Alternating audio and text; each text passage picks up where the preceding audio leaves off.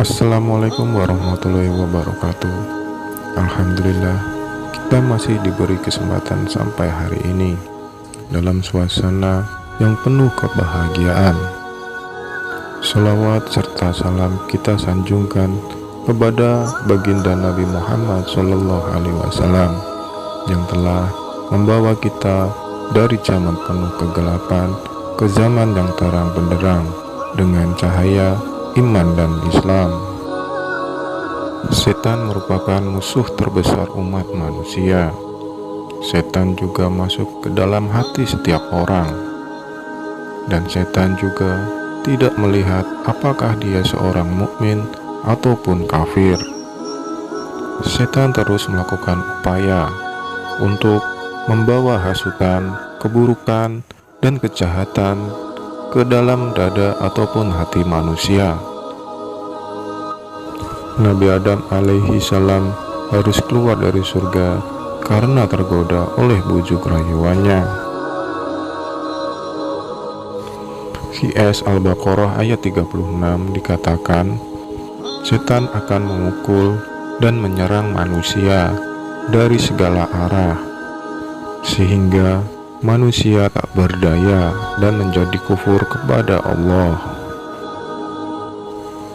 Kemudian setan atau iblis akan mendatangi manusia dari muka dan dari belakang mereka, dari kanan dan dari kiri mereka.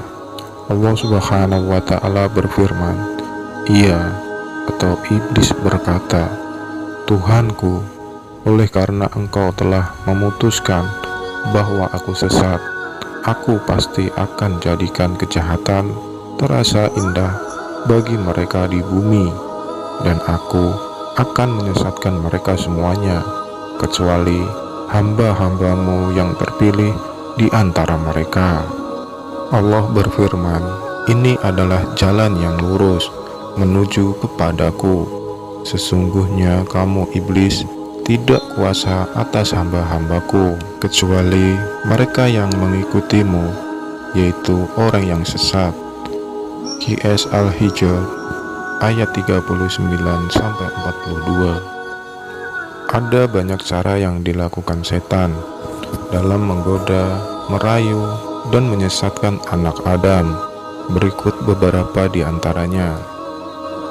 Tazyin atau kamuflase menghiasi perkara seolah baik. Setan tidak mengarahkan seseorang kepada dosa dan kejahatan, melainkan menghiasi secara bertahap. Misalnya, ketika seseorang mendengar suara azan pada malam musim dingin dan berkata kepadanya, tetap santai di tempat tidur, kamu lelah dan capek. Talbis atau menipu. Setan mencoba menipu pikiran manusia dengan meyakinkan dia bahwa larangan sebenarnya diperbolehkan. Sebagai contoh, seseorang ingin mendapatkan pinjaman berbasis bunga dari bank untuk membeli rumah ataupun apartemen. Maka setan mengatakan kepadanya bahwa ini pinjaman diperbolehkan karena tidak berbuat jahat kepada orang lain. Taswif. Setan turut berupaya menghasut orang lain agar menunda untuk bertobat. Setan juga membuat manusia terus menunda untuk bertobat dengan mengatakan masa muda merupakan tahap yang terindah dan taubat bisa dilakukan di lain waktu. Tahwin. Meremehkan hal kecil seperti dosa kecil. Setan juga mengajak manusia untuk meremehkan dosa-dosa kecil. Setan menyatakan bahwa orang lain jauh lebih banyak melakukan dosa besar. Setan berupaya membuat manusia tidak berada dalam jalan yang lurus. Hal ini karena mereka harus lebih taat, sedangkan orang lain akan memusuhi dan mengejeknya. Ateis merupakan upaya lainnya, yakni membuat manusia putus asa dalam bertobat. Dia menyatakan bahwa dosa yang dimiliki seseorang hamba besar, sehingga sulit untuk diampuni. Setan turut dapat hadir pada manusia yang dalam keadaan marah.